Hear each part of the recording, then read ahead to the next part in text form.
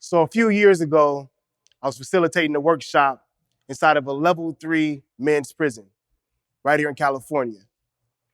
Oftentimes, we had about 70 participants, men serving sentences anywhere between 3 to 38 years. As we began our workshop, like any good workshop, start with an activity. The activity that we started with is known as Cross the Line. Might be familiar with it, but the way it works is I ask a question, and if it resonates, then a participant steps forward and cross the line. The question that I asked was to step forward and cross the line if you are currently serving a sentence from a crime that you committed that took you 60 seconds or less. An overwhelming amount of participants took a step forward. And not just one of the trainings, but in every one of them. Wow. I was astonished. In less than 60 seconds, these men had lost so many years of their lives.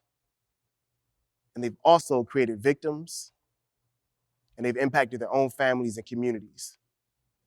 All because they couldn't pause. And were most likely acting in alignment with what they think it is to be a real man. See, I grew up right here in Inglewood.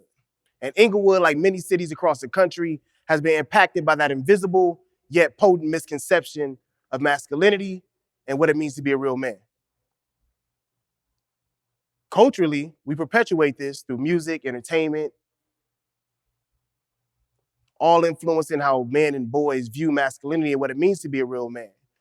Now, sadly, I've lost too many of my own loved ones due to this misconception.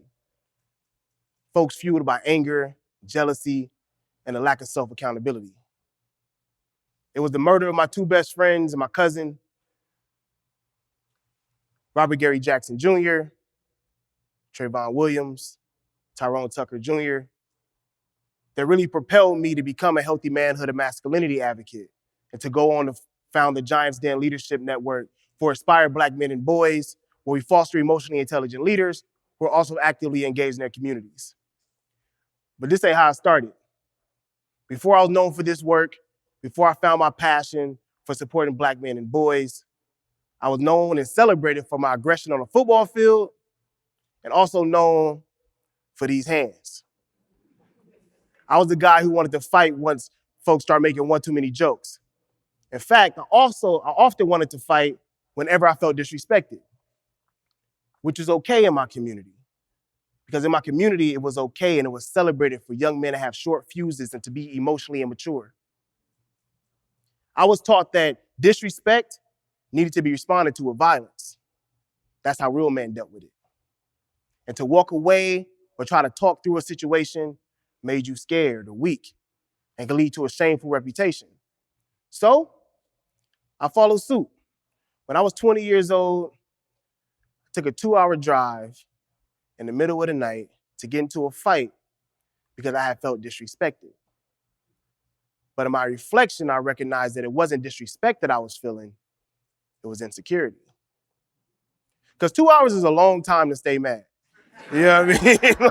Like, you have to really be working at this mad stuff. So how does one sustain anger for a 2-hour ride? I'm telling myself one-sided stories that justify what I'm about to do. Adding fuel to my fire, letting my anger boil because the narrative that I'm sharing is allowing me to feel like I'm justified. So I take this 2-hour drive in the middle of the night. I get into the fight, and I was doing what I thought it meant to be a real man. But the consequences of that night actually led me to a felony assault charge. A felony. And that wasn't the worst part. I wasn't able to see my daughter for the next 3.5 years. Not because I was tough. I got a felony because I had my feelings hurt. And I didn't have the emotional management skills to respond differently at the time. See, our community doesn't teach men and boys conflict resolution skills. In fact, when I came up, I learned conflict escalation skills, how to pop off. all right? And I understand all the things that happened in our past and in the community and the world that has led to these conditions and those valuable lessons that weren't taught to many of us. But after bumping my head, after doing my work, I've realized the importance of men having actual emotional management skills. Having emotional management skills, not only to be a nice person, but to avoid life-altering situations, like going down that treacherous path of mass incarceration, substance abuse, domestic violence, strained family relationships, and statistically speaking, dying early. But I want to give some tools that could have been a game changer for me in my situation. And if you're someone who is still currently being impacted and influenced by that invisible yet potent misconception of manhood and masculinity, hopefully it can help you to avoid some of these life-altering situations as well. The first thing I recognize is, I ask guys how they doing. They say, I'm cool, I'm straight. Another day. Not often having the language to pinpoint an actual emotion. So what you see up here is the feelings wheel. You can Google this, you can find it anywhere. But the feelings wheel actually gives us some language to identify and pinpoint where we might be in our emotions. I'll ask you how you're doing. Somebody might say, oh, this is what happened to me today. That is a story and that is not a feeling, right? So wanting to really provide a tool so we can say, I'm feeling depressed. I'm feeling angry. I'm feeling happy. I'm ecstatic. I'm overwhelmed. There's a tool that was created by BEAM, which is the Black Emotional and Mental Health Collective, that really helps with de-escalation. And this tool is a strategy called PAUSE. Now, PAUSE is an acronym, and I'll break down each letter for you. And hopefully it sticks and it's something that you can share with your communities as well. The first letter is P. Pay attention. Think about a time that you were angry. Might have been recently, might have been a while ago, but what were the type of thoughts that consumed your mind? Were they positive or were they negative? Most likely they were negative, which kind of sustained your anger. How was your body feeling? Were you tensing your shoulders? Were you forgetting to take that deep breath? Was your heart rate sped up? These are all signs that our bodies are sharing with us to let us know that we're in an escalated state. What story, what narrative are we sharing with ourselves? Because what we're thinking impacts how we're feeling, and how we feel impacts how we behave. But if we don't have the language to identify how we're feeling, it can be hard to avoid that behavior that can really shift our lives. So pay attention. The next one is to assess. Assess what's actually activating you. What is this? Was it a tone of voice? Do you feel like you weren't being heard? What is it that was said, done? What is it about the environment that is activating you? You might call it a trigger. Do you know what your triggers are? Do you know the environments, the people, the things that activate you? That's a great place to start. Because if we know what activates us, maybe we can avoid those life-altering situations. The next letter is U. Understand. Understand the roots of our feelings. In my life, I've recognized that there's a voice in my head often judging me, telling me what to do, leading me. And somewhere along my journey, I recognized that that's not actually my voice. So whose voice is it that's guiding you in your decisions? Is that a parent? Is that a teacher? Is it an older sibling?